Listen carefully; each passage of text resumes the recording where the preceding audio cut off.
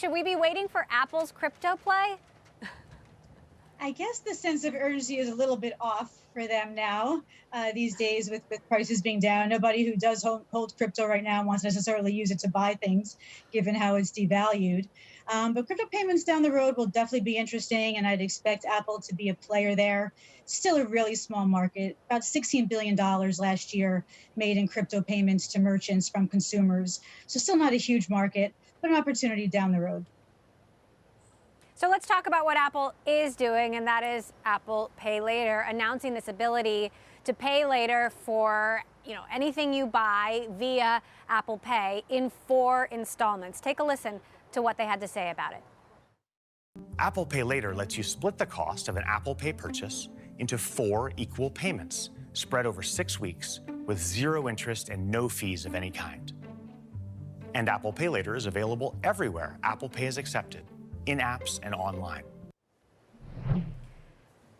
So, Julie, this is taking on companies like Affirm and Klarna and Block, which bought Afterpay. How big a market do you think this could be for Apple? And the buy now, pay later market is quite large. So it's a great opportunity, lots of consumer demand for this new way to pay.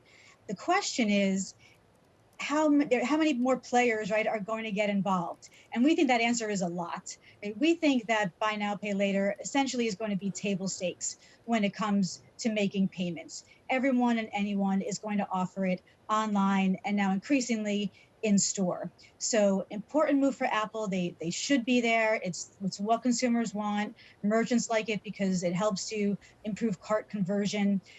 They should be there. But pretty soon we're going to see buy now, pay later options on all of the credit cards and all of the debit cards from our banks and so on that we're used to carrying. Mm-hmm. So it's going to be a matter of which one do you want to choose? Julie, There'll be no kind of oligopoly here. How much does it matter the partnerships that Apple is able to make? I think of an Affirm and the partnership they have with Spotify and Amazon. And you look at Amazon and you wonder, can 2 big tech companies get it together here to play nice in a field like this? Do they need to strike massive partnerships to succeed?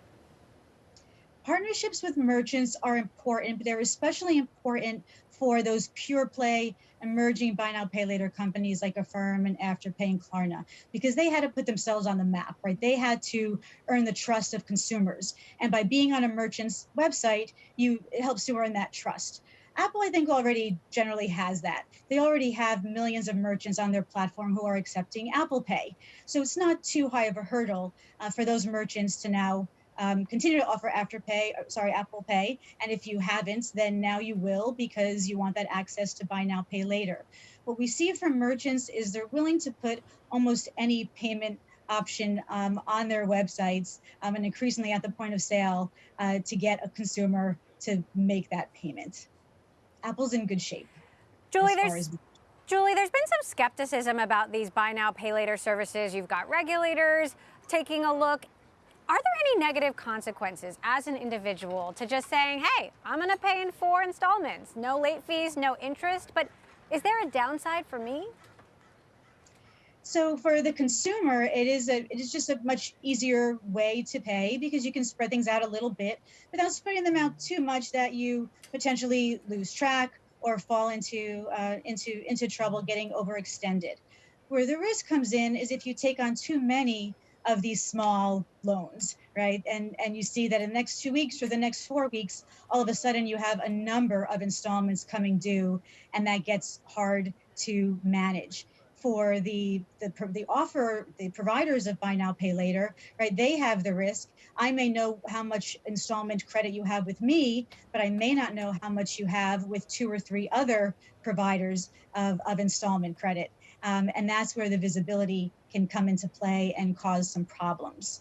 I think it's an area where Apple is pretty well situated, though, because they have experience with the Apple Card, right, already making credit decisions.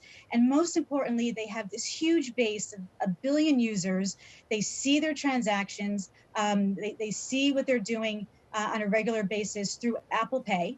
They can get comfortable with their financial sort of give and take over the course of the month that way, and can make better decisions in granting installment credit to those users.